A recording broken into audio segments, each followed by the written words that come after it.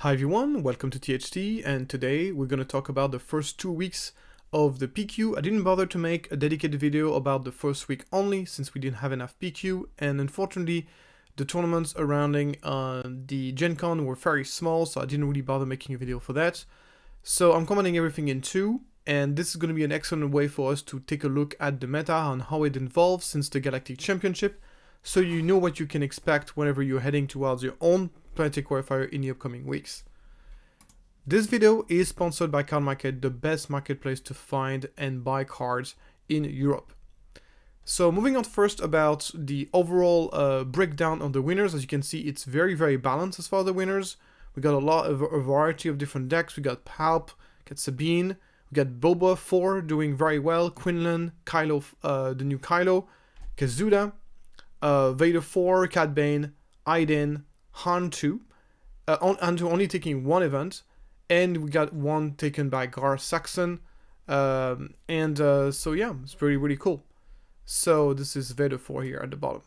So a really nice diversity of winners, and if you look at the overall top 8 winners, you're gonna see that it's also very diverse. There's a wide variety of different leaders. Han 2 is no longer the most successful leaders of the set. I think there's just a lot of 8s that is going towards Han 2 in the meta right now. There's just too many decks that are countering it. And even though the deck is extremely powerful in terms of raw power, it is struggling a little bit because of the amount of people who are just come so well prepared for the matchup. And as a result, you see other very powerful decks that may be a little bit more under the radar, like Quinnland, Sabine, doing really well. Kylo 5 with the new Kylo attack in town is also having some success, but also with the Kylo Green version. Iden Hard Control also having some significant success with 7 Iden Hard Control in top 8. Gar Saxon as well. Gar Saxon, mostly it's 100% Gar Saxon ECL. I've been teasing the deck, guys. I made a video even before the Galactic Championship. It has been my favorite deck to play this set, and it's a deck that is extremely powerful against mid-range. It's quite decent against aggro. It's weak against control, but as you can see, there's just not that many control decks outside of the Iden deck. There's just really not that many control decks. Then Boba 4 is doing really well. I think that's pilot decks in general are doing well in the meta, whether it's Boba 4. Kazuda also is having the best time of his life. A very space-focused aggro decks are doing really well, even better than Vader 4. I feel like people are very prepared for Vader 4, but Vader 4 is still doing pretty well. Kylo 2 as well, 4 top 8 here for Kylo 2. Very aggressive deck. It's a deck that I've also been teasing in my previous videos. I think Kylo 2 is very well positioned in the current meta. Poe, as it's also aggressive deck. The meta is really aggro. We got also 2 Piet. Piet is having also a good time in this early stage of the event. And Kira, as you can see, is completely fallen off. Kira is basically completely out of the meta. Only one top 8 from the Kira players, and I know a lot of very good players that were running Kira and haven't been really successful with it. So yeah, Kira is kind of struggling in the current meta. If you want to run, so we'll talk a bit more about this later, but Kira definitely is the one that has fallen off. Obviously, Han 1 is a deck that has been completely removed from the meta altogether because of 4th Origins being too good against Han 1. So Han 1 just completely out of the gate. Anakin has also lost a lot of market share. Anakin used to be one of the most successful deck of the Galactic Championship. Has fallen off significantly here with only 3 Anakin making it top 8. So not so good for Anakin as well. We'll see if those trends continue as we move forward. But this is some very interesting results. And it's really nice to see a lot of those set 4 leaders like Kazuda, like Poe, or like Piet, having a bit of a resurgence with this new meta. I think it's really nice to see. And we're also seeing, of course, the Han 4 having a bit of success as well. So moving on now to our week 1 winners. We're going to get into more details about the winners deck list. Moving on first with the Planetary Qualifier Albuquerque, which happens on the basically on the first week, and won by Palpatine Blue. I think Palpatine Blue is basically the same as it's always been. It's a deck that is really, really strong against mid-range and will do really well against those Han 2 decks that are basically slow, value-focused mid-range decks. Basically, Palpatine eats those decks for breakfast. The problem is that at the same time, the meta is very, very aggro. There's a lot of aggro decks roaming around, Sabine, but a wide variety of different aggro decks. We're seeing Kazuda, we're seeing, of course, Han 4, we're seeing Vader 4, so many aggro decks, which makes it very difficult to play Palpatine in that environment. So basically Palpatine is like, if you get good pairings, it's an amazing deck, but it's still a huge gamble. It's basically playing the Russian roulette to bring Palpatine to a tournament, and this is why I'm not a big fan of the archetype, as it's probably the archetype that I like the least.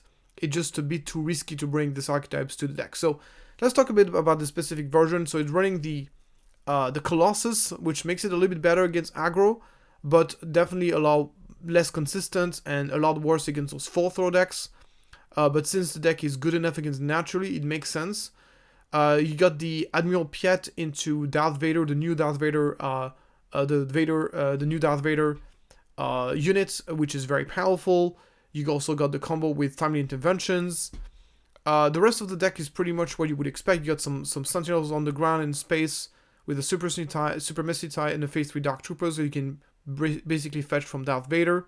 So trying to survive the early stage of the game with those Space Sentinels, ramp, get into that early Traitorous, which is a card that is always good, especially when it's under the radar, which is currently kind of the case. People are playing some anti-upgrades, but it's not always the case. And then the late game is obviously insane. 3 full package of Super Laser Blast, Avenger, Reinforcement Walker, and Love Removal. This is not so different from the deck we've seen. I like the inclusion of Eager Escort Fighters in the sideboard. I think it's really good in the current meta, where there's a lot of aggro decks that are taking into space. And yeah, pretty cool deck.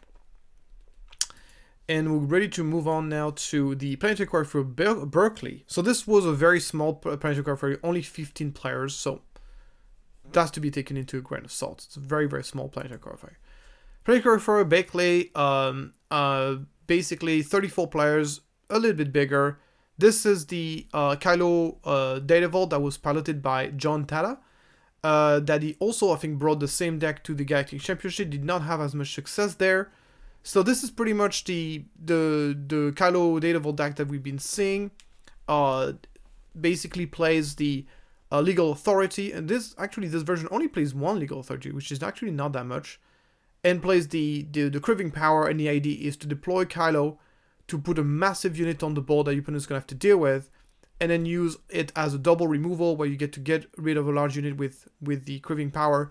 So basically, as the Kylo Talking Town, Kylo is really used as a win condition, as a deck that is going to deploy and kill the opponent in 1 or 2 swings. This version of Kylo is very different. It uses Kylo as a control tool, as a way to block the board, put a really, really large Sentinel units on the board, and kill a couple of units at once. Gets himself a really, really strong deployment as a strong turn. It's obviously a deck that is going to have a really strong leader deploy, but it will take that.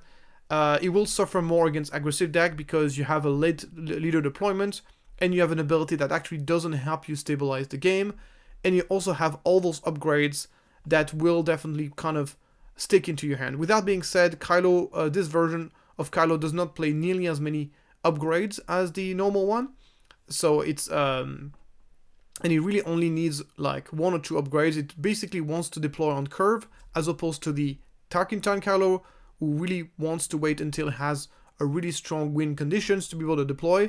This Kylo Ren will much more likely will deploy on curve, and sometimes even earlier thanks to Resupply and Super Laser Technician. And so realistically, the only card you really need in your discard pile as you're going to deploy Kylo is going to be a Curving Power, and maybe like another upgrade like this, like the Kylo's Lightsaber, that makes it even tougher to kill.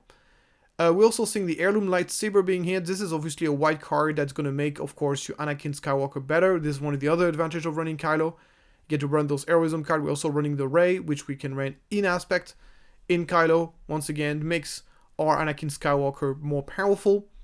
And the rest of the deck is pretty much what you would expect from a green, black, blue shell. We got the Vader Timely Intervention combo. A little bit inconsistent in this deck because you're running Data Vaults. But to be honest, in this kind of deck, you're really looking to get this card in a much more later stage of the game to deal with those mid-range decks and very grindy matchup where those games are really long, and over a long course of the game, the odds of finding the Vader and the timely intervention are relatively high. And the thing is, you don't even need to keep the timely intervention in your hand, you can just resource it. So it's once again, it's gonna stuck into your hand sometimes, but in the long term, in very long games, it's a really excellent way to kind of re-establish the board position. It has loads of ways to do that, also with Super Laser Blast. The deck has really a very powerful late game, once you get into that 7 Kylo resource deployment. We're also running, I forgot the name of the card, this is the 5/5 for 5 ambush that basically gains ambush against force units. The meta is so force focused, this card is almost always a 5/5 for 5 ambush, which is very powerful. No reason to play this card in heroism as we got access to Blue Leader, but if you are in villainy, this is actually a pretty legit card in the current meta. And yeah, so as far as the sideboard is concerned, we got ourselves the Palpatine's Beton for the control matchup, and we got the Agarian Parliamentarians for the other Kylo, especially the Kylo Red. So this version, I would say that if you want to run Agarian Parliamentarians, it's not really that good against the Kylo Green, in my opinion, because Kylo Green really doesn't rely on Kylo's ability that much, and even if he gets, so it's really not really that big of a deal. It's really strong against Red though, the Red version. Moving on, so this is all the PQs we had on week 1, so let's take a look at the week 2 winners. First, we got the Planetary Qualifier Wilmington's 63 players, won by DidG1, and he was running Gar Saxon ECL. So this version is very close to the one that made a day 3 performance, I think the top 24 in the Galactic Championship. I think it's card by card the exact same version. So this guy didn't really bother so much. He just basically took the same version. Maybe it's the exact same player. I'm not so sure. I didn't have actually double check that. So maybe it's the same player. But anyway, it's the exact same version. There are things I like about this version, things that I like less. But overall, I think it's really solid. It has all the fundamentals down. I said before, I said again, Gar Saxon ECL is by far the best way to run Gar Saxon. I think if you want to run Gar Saxon, you have to run it this way. It's just so much better than the yellow version. It's really good against mid-range. It's really amazing against mid-range. It's pretty decent against aggro. It's quite bad against control. This version though does play into control a little bit better because it has a couple of Owen Lars in the main. Something that worries me a little bit though about Owen Lars is that he doesn't really play that many force units. So 1, 2, 3, 4, 5. So I get this the 7 plus the 3. He only has 10 force unit in his deck, so I can't see Owen Lars being super. Owen Lars is not going to be super consistent. You're not always going to find a force unit out of him. But yeah, it's very strong. You can go Director Krennic, Owen Lars turn 1. This kind of opening can really win you a game against control. So this is worth including for that. But keep in mind that it's not always going to be super consistent. Moving on now to the Planetary Qualifier Enki, we have a Quinnland Voss who took the tournament, a 63-player tournament. And this version here is quite similar to the one we've seen being played at Galactic Championship with the full package of Gar soldiers. I think the only significant difference is that he's running 2 Daring Raid, which I don't think many versions were doing. Daring Raid is not a bad idea in this deck because you do damage unit quite a bit with Quinnland's Voss and Gar soldiers, so being able to finish them off with Daring can be nice. And Daring Raid can also be a finisher as you can hit into your face to finish your opponent off, so I think it's quite nice. Yeah, we see some Phoenix Shand in the sideboard. I don't know, really. So Phoenix Shand is, I guess the purpose is to be able to ambush into super high cost units. It's a way to kind of one-shot super high-cost unit, but I wonder if you would be better off just running Qui-Gon instead. Yeah, so a bit surprised by Phoenix Shand. If you guys have any Quinnland player here who can tell me what would you play Phoenix Shand over Qui-Gon? Yeah, I mean, I guess there's some scenarios where you could be able to snipe, like. Yeah, I'm not sure exactly in which circumstances you would want to play Phoenix Shand over Qui-Gon, so it'll be interesting to know the answer to that question. Moving on, we got the Planetary Qualifier Palo Alto. Got 51 players. So the one Canada, in California, sorry. And this one is pretty classic, I would say, overall. Runs 1 copy of Cassian, runs a full package of Anakin Skywalker. I've never been a huge fan of Anakin in Han Solo. I think it's fine, but he's running both Anakin and the Rebellion's Hammerhead, so really likes those 5/7 on 6, so a little bit of redundancy here. He has just a couple of Force Lightning just to feed off the Anakin, and sometimes Force Lightning can be good even out of aspect. The Ogdo Bogdos are making it into the deck. I really, really like Ogdo Bogdo because there's a certain deck in which it's pretty bad. So it's really bad against Tarkin Town decks, but there is certain decks in which it's really amazing. So for example, if you're going to be running against aggressive decks in space, Ogdo Bogdo turn 1 is very, very strong because it's going to allow you to raise the opponent very, very efficiently, or he's going to be able to play the tempo games where you can just kill the enemy units, and Ogdo Bogdo is just going to put a huge clock on the opponent. So I think Ogdo Bogdo is strong in hand too because it gives you a good matchup against decks that normally you wouldn't be able to have a good matchup against because of its stats. Because basically a lot of decks are simply just trying to ignore Han Solo, not interact with him, and focus on just racing in space. And Ogdo Bogdo is really strong against that. So I understand that Ogdo Bogdo is terrible against Tarkin Town decks, but against decks that want to play in space, that want to be basically dodging, Ogdo Bogdo is going to be amazing. So that's kind of how I stand on the card. So Scarpolo Entrenched are making back to the deck, which I think is really solid. You play no space units, so Entrenched basically took cost removal. A bit odd to see Ross Squadron X-Wing. I'm not really a big fan in hand 2. You can't really play it for the... You can play it on turn 1 as I guess as a 3/2 for 2, but... and yeah, like, I just don't see the point of this card. And also, you're playing basically no space early on, so why would you just give someone something to opponent to interact with, I guess. Yeah, so I'm not a big fan of this random Red Squadron, but the rest of the deck is pretty much what you would expect. And we're ready to move on to the Nikki with the Kazuda Tarkin Town deck, which has been the most successful version of Kazuda. Kazuda is playable on a wider... Right now, there's 2 versions that kind of fight against each other, the blue one and the red one, both with their advantages and inconvenience. I think my opinion is if you want to be running a more... So my opinion is that in terms of raw power, I think the blue version is stronger. But in the current meta, where that really rewards players for going all space, the red version is better. So I think my opinion is like if you're going to go all space, you're better off going the Kazuda red, and it might just be better in the current meta. But if you want to go for a more balanced version for a deck that is maybe a little bit better overall, you're going to be running for the red. And this one won a 73 player PQ, so relatively large PQ as well. So really well done here by Nick702. And the version is pretty much what you would expect from Kazuda Red. All space, the only thing that is not running in space are cards that can be played as pilots. All the Cassians that can be played on the ground for finishers. You got the Trench Run, the Eric Sacrifice combo.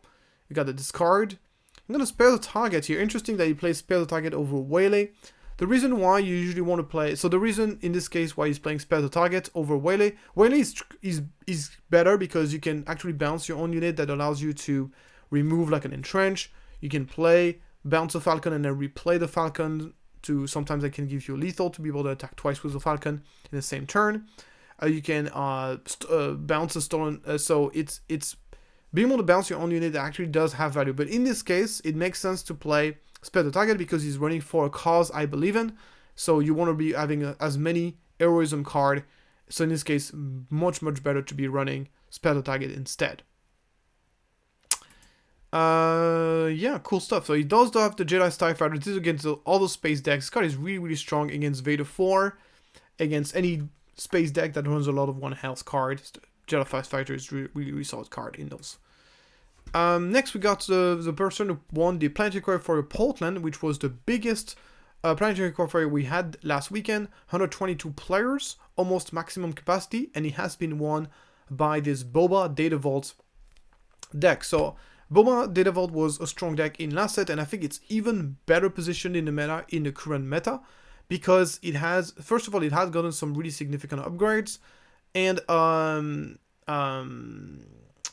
it also, basically the fact that it's going all space, it means that it really does play well into the new meta. So among the new card it got the HK-47, which is an excellent 2-drop, and it also got Craving Power, The fact that you have more consistent HK47, a more consistent 2-drop means that you can play the droid version that is going to be able to play the invisible hand.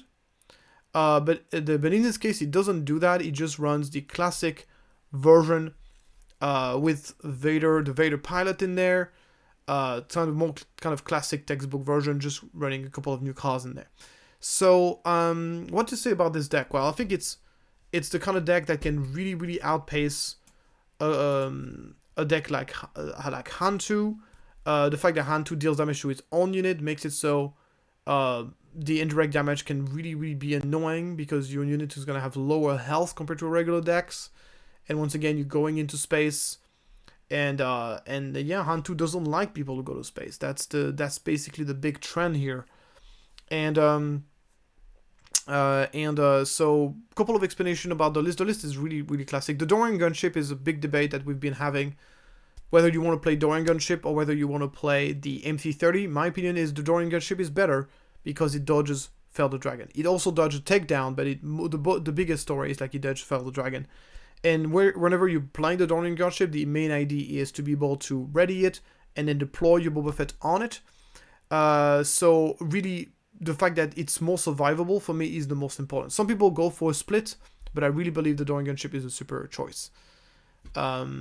So moving on now to the next deck is going to be a Sabine, a Sabine double red, and this deck won not only won PQ, but won a really large PQ, 88 players here. The Planetary from Madison, Ozyman Blaze is called, and he was running a double red Sabine. And the really interesting part about this deck is like it hasn't really got any new cards. It's not even like it's mostly space focused. You can see mostly space unit. It's opening up with double 1-drop opening with Bentic 2 tubes and Squadron of the 501st, R2D2 or the Reckless Gunslinger. Sabine, which is really well positioned in the current meta. Sabine Ren, really strong in the current meta because it does really well against those 2 shielded units.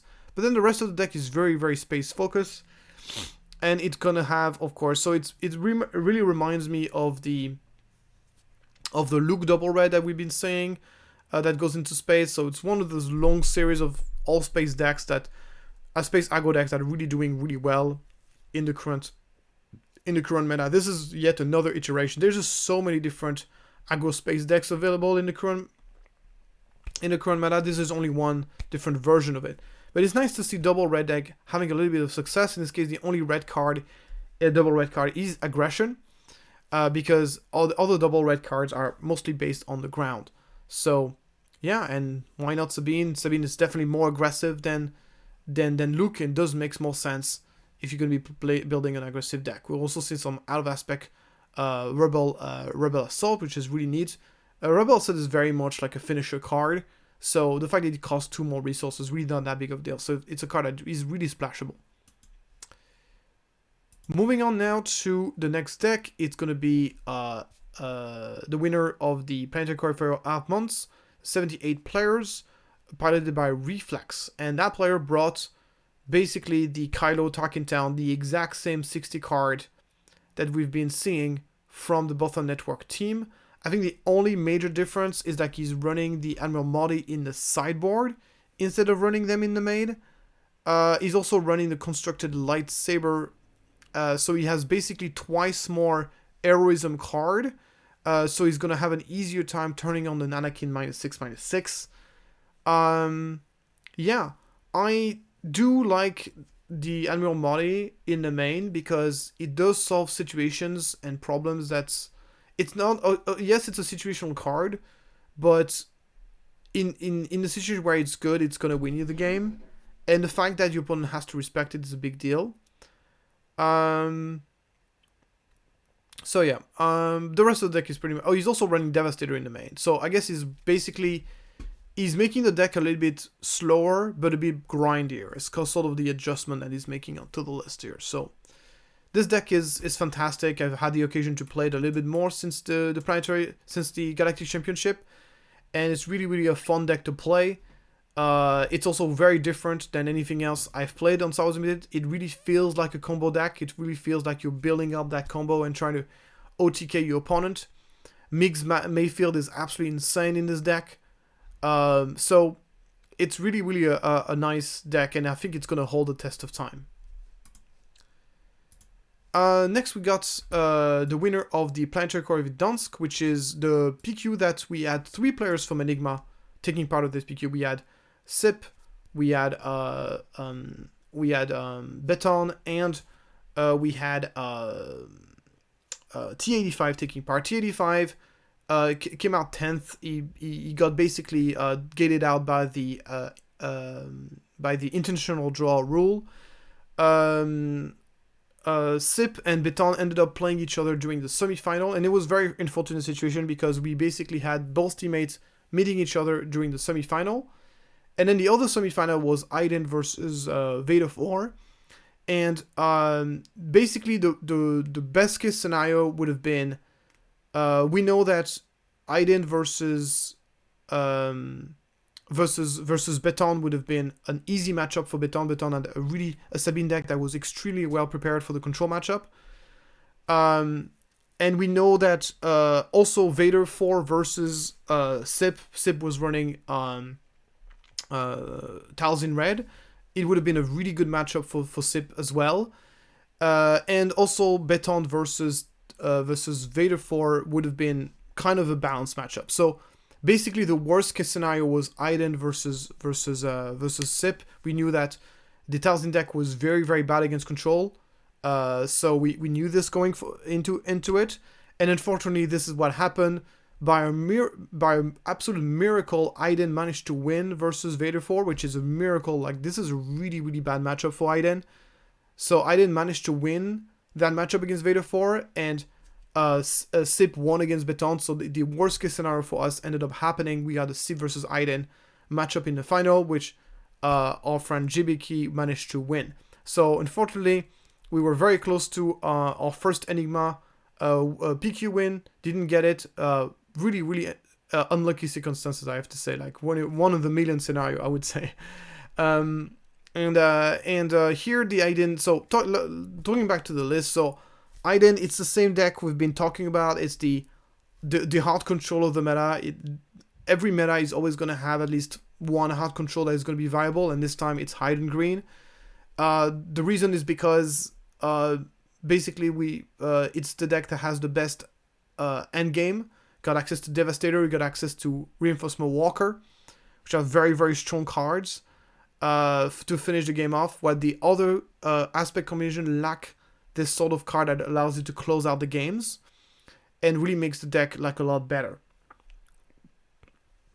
You got also access to Overwhelming Barrage, which is still an amazing card, and obviously the Data Vault, the 3 extra HP. Also for control deck, having 10 extra card in the deck is actually quite. It's as much of an advantage as the disadvantage. Like, it is an advantage most of the time in the mirror match. So access to the Data Vault is a big deal, and the really strong top end makes this the best hard control deck in the current meta.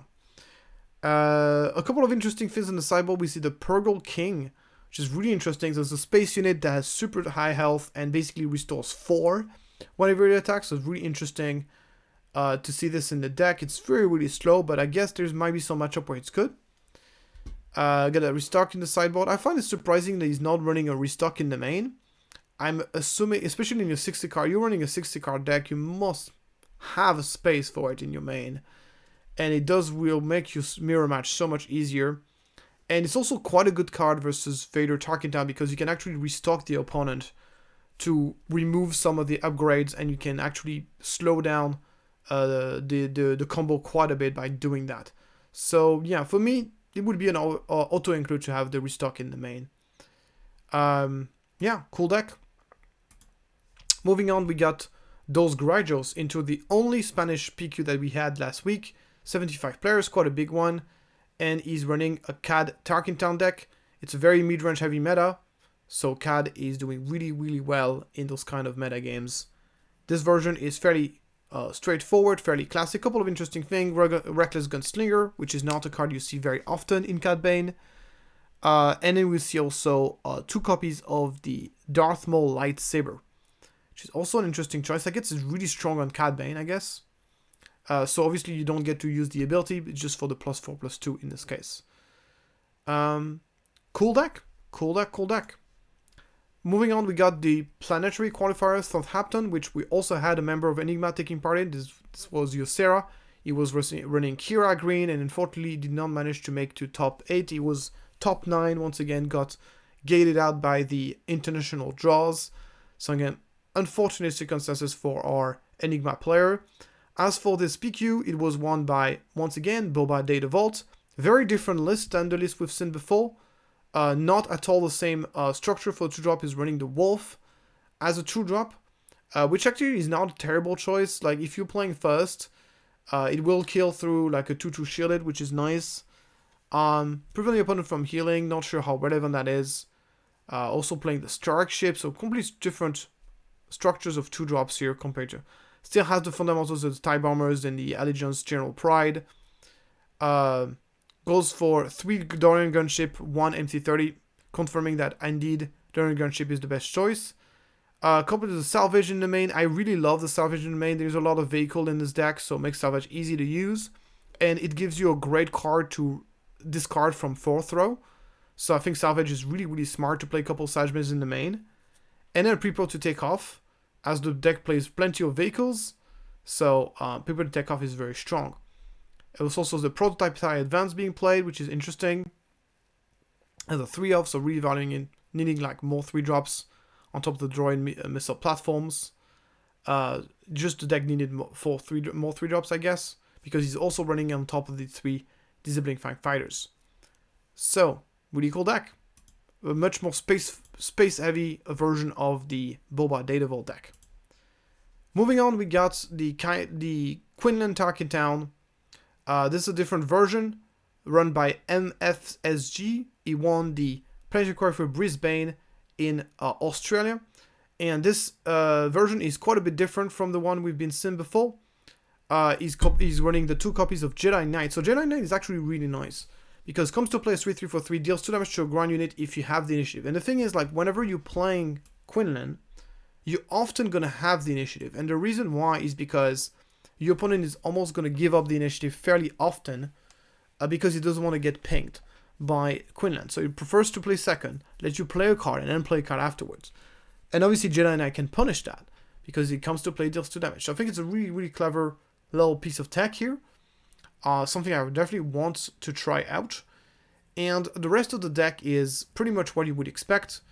You got the X334 Landspeeder. Only 2 Sabine is a bit weird, because it's a really strong card in the current meta. Yeah, different structure. Only 2 copies of Adigalia is also shocking, because Adigalia is so good, obviously in combination with 4th row. Up to the teeth here can really take people by surprise. Only 1 copy of Deepa Belaya. He's also playing a Wrecker, so I guess he prefers to play a variety of different cards. But Deepa Belaya is really an amazing... It's so much better than Wrecker. The problem with Wrecker in his deck is, like, if you play Wrecker, it's going to make it hard to play your Han Solo after. It's difficult to play Wrecker in a deck where you don't actually know, where it's actually not your top card, because then all the cards you're going to play after becomes more harder to play if you want to play like a 7-drop, which is definitely a pain in the ass. Once again, we see Fennec Shan being played over Qui-Gon, so I really want to know why that's... I'm sure there must be a reason, because maybe it's to get rid of shielded units. I don't know. Because you deal damage first and then you ambush. It's better against shielded units. I don't know. I really wonder why that's the case. Anyway, so Diva Belaya is really great, because she really bridged between the 5. The deck had lots of strong 7-drop, lots of strong 5-drops, but really missing out on the 6-drops, and she really bridged that gap. So she's really, really nice. Okay.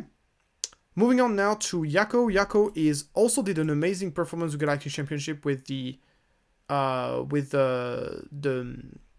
Vader. I think wasn't he top 8?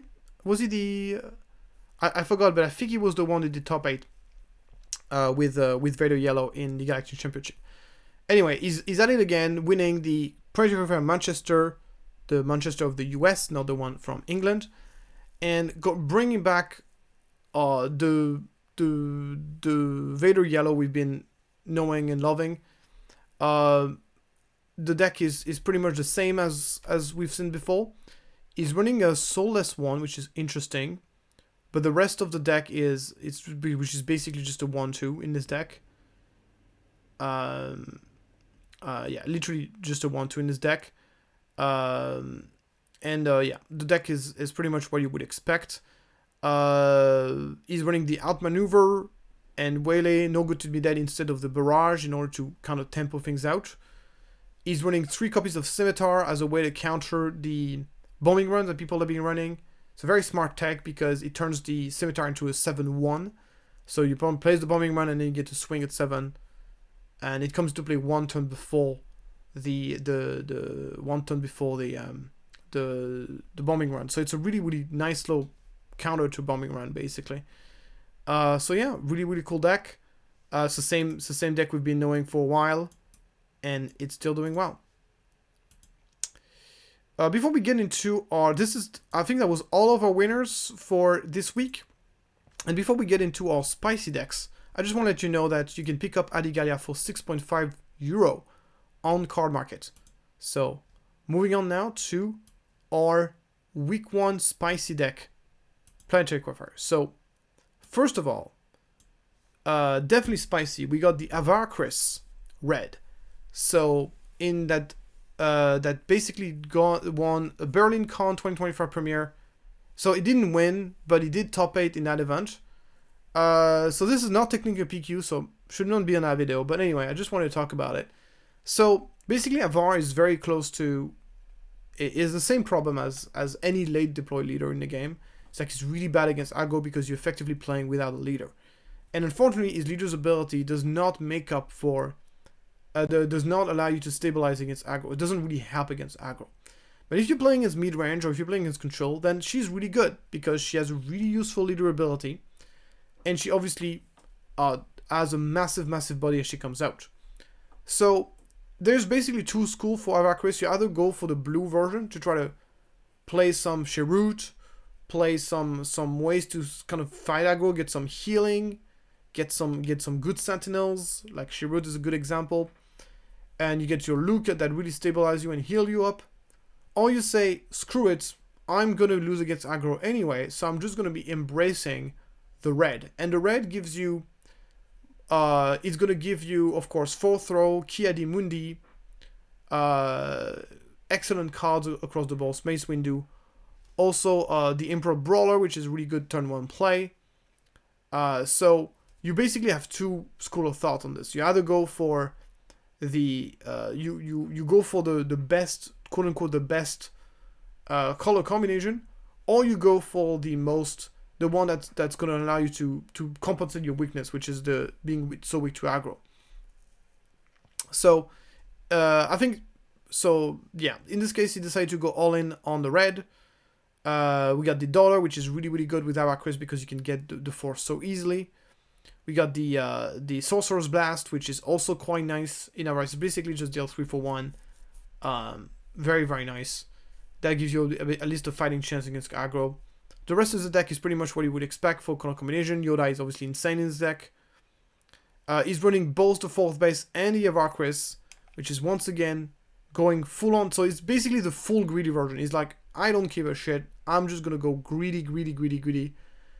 And this may seem like to be overkill in combination with the leader, but the thing is, if you're only running Avar leader and she goes on deployment and then she attacks, she's gonna lose. Goes on deployment, and if you don't have the force, and you can't really use the force anymore, otherwise she goes down to a 410, and there's no other way for you to get back the force until she dies.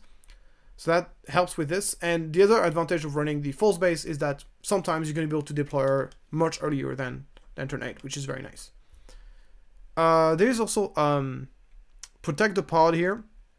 Avarchris, she's a 10 health unit, so I guess in late game you can use this as a removal. I think that's the main reason why it's there. And the rest of the deck is pretty much what you would expect. Moving on to... So that was a week 1 spicy. This is the week 2 spicy decks. And then we got the Kazuda Blue. So it's really nice that we get to see the Kazuda Red. Now we see the other one, the Kazuda Blue. So this one, the top 8 in PQ and in Kenai in Indiana. and this one is basically so this is what I was talking about. Whenever you're playing the blue version, you want to play Ogdo Bogdo, Lost Wolf, with the one in the Galaxy Championship that was not running the ground, that was only in space, but this one is fully embracing all the new stuff that the blue got. It's also going all in all the creatures with the Loth Cats, the Curious Folk, and the Charging Fit. All those cards are really, really bad, but what they do allow you to do is that they do make playing the Pounce much more consistently. And Pounce is basically surprise strike on creatures, but with +1 attack. I said before and I say it again, I think that basically combat tricks that are situational, buffs that are really linked to a specific card type, unless your entire deck is made out of this, they are usually pretty bad. Because they are so situational and so easy to play around. But here in this case, maybe it's taking people by surprise, because if you can pull it off, it is just a tons of damage. But the fact that you have to run all those bad cards in order to enable it is kind of yucky. The rest of the deck is pretty classic for Kazuda Blue. Kazuda Blue, you get to play Security Complex, which is an amazing card in aggro blue decks. It's just that aggro blue decks were not really a thing so far in the game. So now the fact that it exists means that you can play Security Complex and protect your unit against the Pink plus Stark in town in every stage of the game. Protect those early units, get those early damage, and whenever you're playing a deck that is that all-in, that is that aggressive, being able to protect your first turn one play is so important. So really nice deck. And yeah, we're ready to move on to the next one. This is the same PQ. This one was playing a Po ECL. Po ECL, I just wanted to show it because I wanted to feature Po. But basically the deck is pretty much the same idea as for Sabine ECL. You're basically running a Sabine deck, but much more space focused. And we know space focused has been working really well in the current meta. And yeah, so Po ECL is slightly better than it used to be, because the current meta is really rewarding space decks, basically. Moving on, we got the Amiral Piet Red, which is a deck that I think is very well positioned in meta, because Piet love mid-range meta. So if you're going to mid-range meta, and especially if that likes to go to space, well, Piet does that very well. Piet still has the issue of being a deck that I think has lack of consistency. It's a deck that sometimes does lose to itself because it needs a specific set of cards in the rest of the game, and it's still a very weak deck to aggro ground decks. So those two weaknesses are a big barrier, but if you were expecting a mid-range meta and you love this deck, Piet Red is a really good choice, I think. And it's also a deck that got some really nice upgrades this deck in a new meta. With a new set, sorry. The Invisible Hand is so much easier to play now that we have access to DRK Droid Probe Droids and HK47. Incredibly powerful package. Allows you to get rid of upgrades. Really good against Entrench. Entrench is one of the cards that the Hantu players have been using to stop massive space units. You can get rid of them with DRK Probe Droids. HK47 is both a good turn 1 play and a card you're happy to find from Invisible Hand.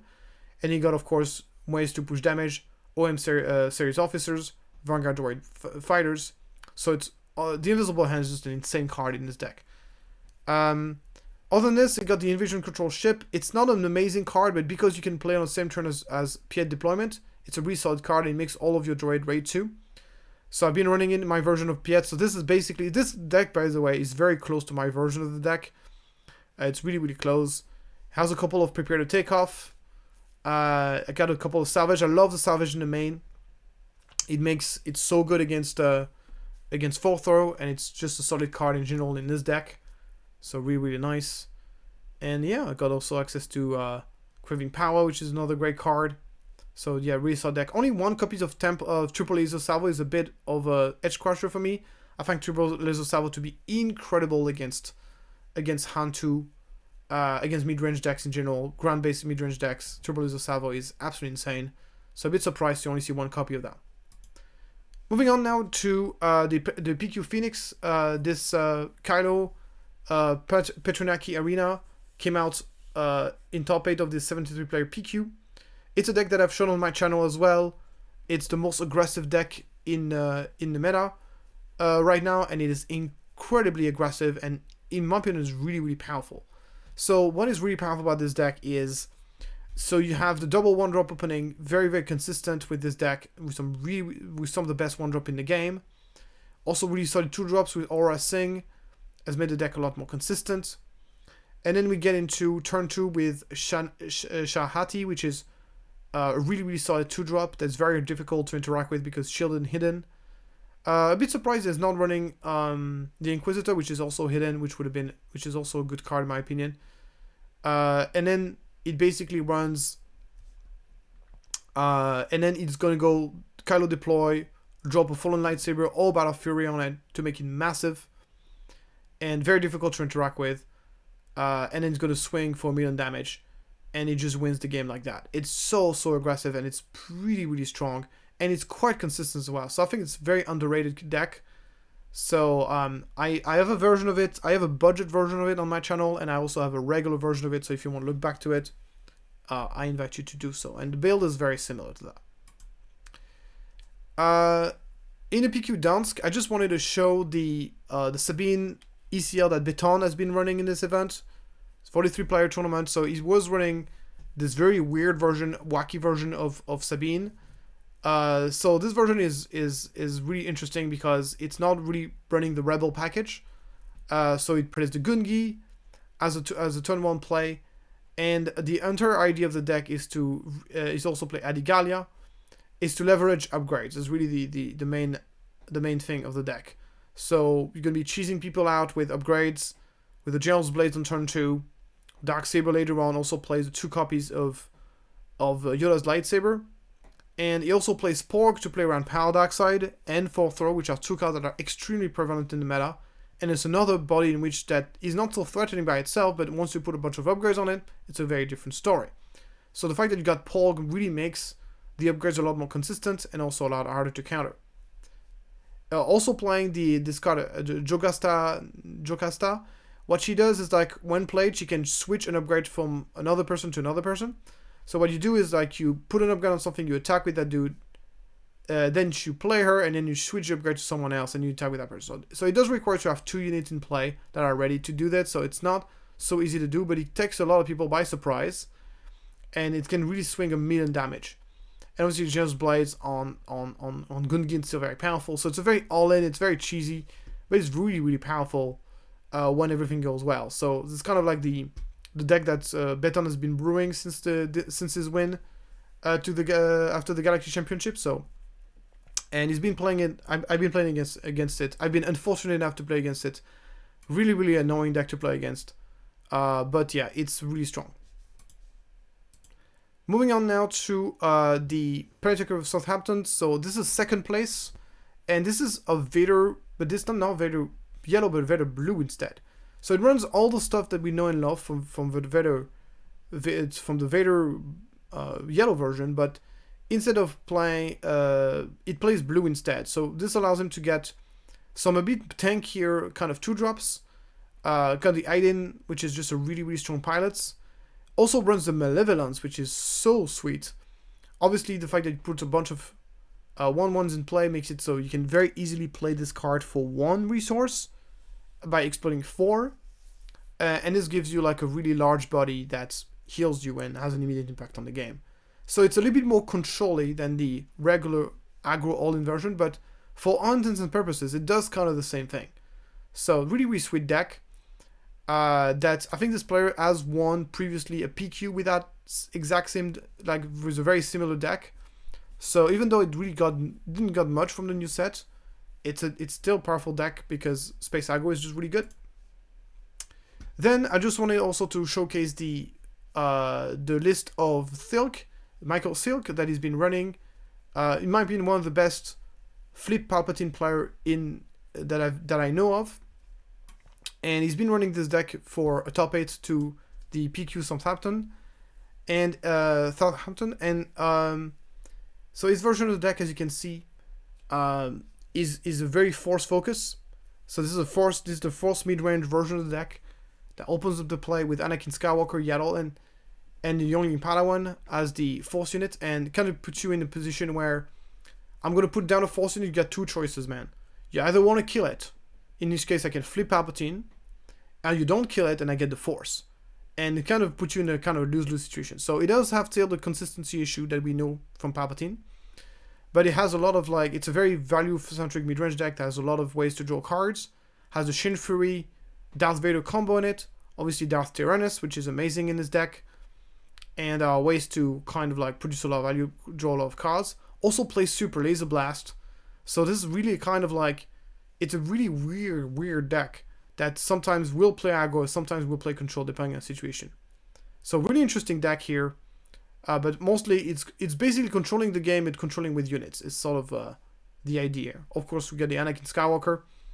Chancellor Palpatine really got an amazing boost, and whether you want to play the full control version or this Force kind of more mid-rangey version, regardless of which version you want to play, it's kind of the idea of the deck is still going to be the same. It's still going to have the same tools and bonuses from the previous set. Next, I wanted to showcase this Kitfisto deck from the PQ Brisbane, which makes me it's given me a good opportunity to talk about this leader. So the deck itself is not so special. It's basically a green, red, white shell that we've seen with with Anakin as leader. We've seen with Hantu as leader. I guess he's playing the legendary 5/6 super high roll units. Very old. This unit is so risky to play. It's very difficult to make work. Other than this, he's also playing Luminous Being. Luminous Being actually can catch people by surprise. Can be quite good sometimes. So I actually like this one. I'd also like the Huyong inclusion. Really strong with Gungi, with high health units. So you're playing on Gungi, you're playing on Jedi Consular. Makes them really real threats. As complement with the Mace Kanata. It's also a Jedi. You can put a General's Blade on it if you want. The rest of the deck, as I said, is pretty classic. So let's talk about Kitfisto. So my opinion about Kitfisto is like he's really good leader ability. I think his leader ability is really strong, but his leader deploy is awful. It's one of the worst leader deploy in the entire game. And there's actually cases where I've been playing in Kitfisto a little bit, and when Kitfisto is deployed, most of the time I actually do not want to kill it. I try to do everything I can to not kill it, because he's so much more dangerous as a leader than he is as a deployed, which is so weird. I think he's one of the few leaders in the game that you prefer to have it deployed than having dead, which is so weird. So needless to say, I don't think he's a very good leader. I think this deck would be so much better if it was an Anakin deck or a Hantu deck. But yeah, it's only a 40 player PQ, so this can happen. So he did top 8, but congratulations to him anyway. Moving on to, I just wanted to showcase also from the same PQ, the Captain Rex deck. So I don't think Captain Rex is well positioned in the current meta. A lot of people are running Bombing Run to counter the Vader 4. The meta is very aggro, which Captain Rex doesn't like. Captain Rex wants to play in a control meta, so this is a horrible meta for Captain Rex. But I just wanted to show this deck, just to show you what are the new tools that this deck survive. And I'm kind of quite glad because he's really playing exactly the card that I was playing in my version. So Captain Rex got quite a few new cards from the new set that are actually quite good. First of all, Gungi is really good for the deck because it's a really tanky 2-drop, very difficult to kill. And you know that if you're playing Captain Rex, it's all about having as much board presence as possible and having super sticky units. And Gungi does this really well. So that's a huge upgrade for the deck. Then we got Opal Rancis, which is another pretty sticky unit. 3/5 stat line is really good. Double green. No decks play double green outside of Captain Rex, so Unrex is one of the few decks that can run it. And it's really good combo with Suddenly Peacekeeper. You get Opal Rex first, then you play Suddenly Peacekeeper, then Suddenly Opal Rex gets Restore 2 and Raid 2, which is awesome. So it inherits all the traits of the Suddenly Peacekeeper, which is very nice. So this is a really nice combo. You also works with Akbar, that was going to give it Restore 2. It also works with Yularen. You play Opal Racer, you play Yularen. Your Opal Racer is going to be Restore 2. So it's actually a pretty neat card in this deck. Porg is also a great card in this deck. It also is a way to play around 4th row.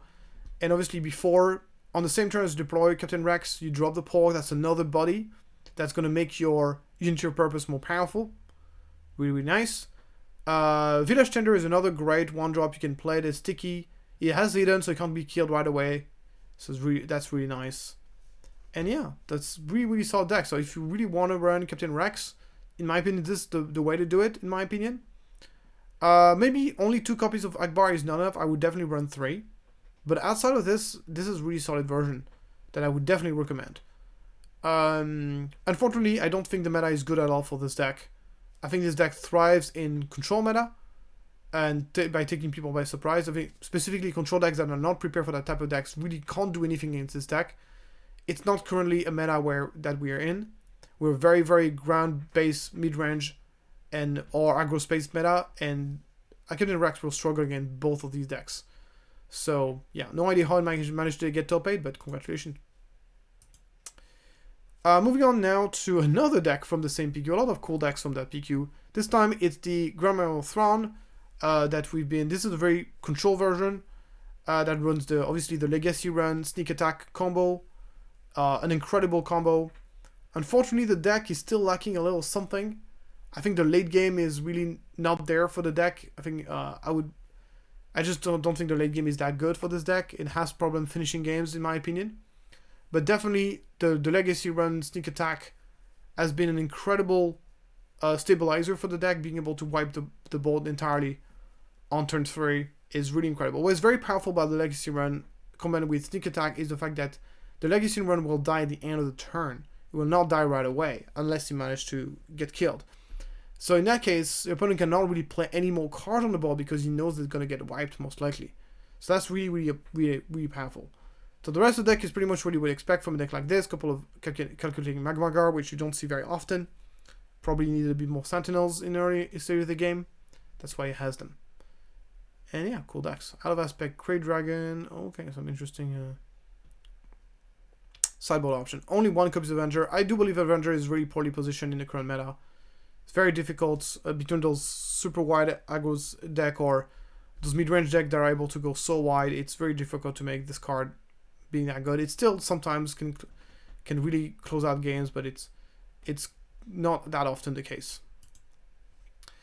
Also another interesting deck from the PQ Manchester in the USA is a double red Kylo Ren running Mr. Bones. I do prefer the yellow version a lot better because I think the yellow gives you... Basically, if you look at what you're getting for double red, you're not really getting that much. You're getting Aggression and you're getting Chaos of War, which are like fine cards. Aggression is a great card, but it's not super... Like, it's not the best in the Nago deck. It's kind of a mid-range... More of a mid-range card than it is an aggressive card because it really doesn't help you pushing more damage. It just has the ready effect that allows you to push damage, that's it. So it's not really the most aggressive card in the world. So personally, I prefer... And then you get basically what you get. You get Bo-Katan Cries, but you also lose on... what's it called? On Aura Sing. And you get Mr. Bones, but you're also losing on Greedo. And on the other hand, if you look at all the yellow card that you're losing out, you're losing on Great 3-drop like Shinhati, you're losing out on Surprise Strike, which is insane, you're losing out on all those great closer like DL 44 blasters. You're just losing out so much. In my opinion, the yellow version is better, basically. You do get access to Talking Town, but you got no ping, so Talking Town is not always going to be amazing. In this case, it does have the Kylo Mix Manfield Talking Town, which is not as good as in the Kylo 5, because Kylo 5 basically this card draws you a card, over here you discard and you don't get really anything back. But it's still a good combo. So it's a bit more control-y than the yellow version, but it's definitely a decent deck. But the idea is the overall idea is the same. Okay, so that was it for all the list. So let's take a look at the meta. So as you can see here in front of us, we got a meta breakdown. This takes into account all the tournaments that have been played since the set 5 has been released. So that includes the Galactic Championship. It includes also the other small tournament, Gen Con, the other tournaments that we had talked about. And as you can see, the meta is very balanced. If you look at leader base in top 8, there's the most played deck is on 11.4%. That's very, very low. It's really not that high. So in terms of the decks, it's a really, really balanced meta. So obviously some people are going to tell me, well, yes, but those are all 4-throw decks. And it's not entirely true. If you look at this is the top 10, right? 1, 2, 3, 4, 5, 6, 7, 8, 9, 10. Yeah, top 10 decks, right? Out of those top 10 decks, there's 4 of them that are 4th decks. The 6 others are not. So, obviously, the 4th decks do represent the 2 most played deck. So 4th does represent about 50% of the meta overall, if you tally all the percentages. But all those 4th decks are extremely different from one another. They are very different from one another. So to me, it's not really a massive issue that 4th is everywhere. So once again, I think the conclusion is the same. If you think that 4th is a problem, if you don't like playing against 4th, then obviously you want 4th to be banned. But from a pure health perspective, from the health of the meta, this is not bad at all. This is not bad at all. You got a wide variety of different decks. You got some control decks. Control decks do exist, but they are a very small portion of the meta, which is where you want it to be. You don't want hard control to be too big. And then you have a wide variety of different... You even have a combo decks. In terms of variety of playstyle, this is probably one of the most diverse meta we've ever had, because we actually have a combo deck that actually is competitive. Then we got some aggro decks, we got some mid-range value decks, we got a mid-range tempo decks, we got hard control, we got soft control with Kylo Data Vault. So we got space decks, we got ground decks. So it's a really diverse meta. It's actually interesting to see that Kazuda is representing 4.5% of the meta, but we're not seeing any Kazuda in the top 10. It's because those are spread across different archetypes of Kazuda. There's Kazuda Red, Kazuda Thermo Oscillator, there's Kazuda Tarkintown, and there's Kazuda Security Complex. So it's spread across all 3 of those. And there's also some Kazuda Blue who likes to play the 30 HP base. So it's not making it top, even though it's representing actually a pretty high percentage of the meta. So yeah, it's an awesome meta. Like, I don't know what you guys... I mean, once again, if you don't like Tarkintown, if you don't like, 4th, you don't like it. But from a pure health perspective, it's a very healthy meta. So I think that's the reason why FFG is not going to do anything about it. I could be wrong. But I think yeah. And the thing is, like, it's basically the worst it's going to be. Because next set is going to be less force focus, which means that there's going to be new decks that's going to be appearing, and most likely those decks won't be full decks. So basically right now 4th is at its peak, let's put it that way. So it's definitely going to get better in the next set, and after the set after, it's going to rotate out. So I think the meta is in a good place, and we'll see if it gets confirmed or if it get diversity.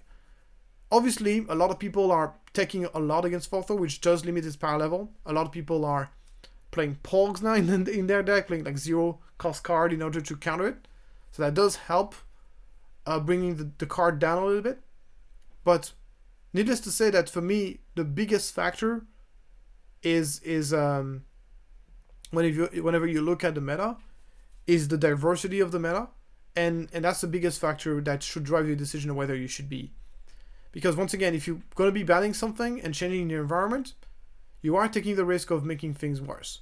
So that's always a risk you got to take. Also want to mention that Anakin is also 4.5%, but is not appearing here top 10 decks. That's once again because Anakin is also spread across a wide variety of different archetypes. There's people who play blue, the 30 HP base, there's people who play Colossus, there are people who play the Force base, and there's people who play green, so Anakin is not appearing because it's spread across so many archetypes. Anyway, thank you so much for following that video. If you got any questions or if you are one of the person who actually want to PQ and want to give additional insight, this is what I love the comment section on my YouTube, is because there's so many great players who give additional insights about their decks, and it's a great source of information for players in complement to my videos. So thank you so much for doing this, and I hope we'll see many of them in the comments below. Thank you so much, and I'll see you next time.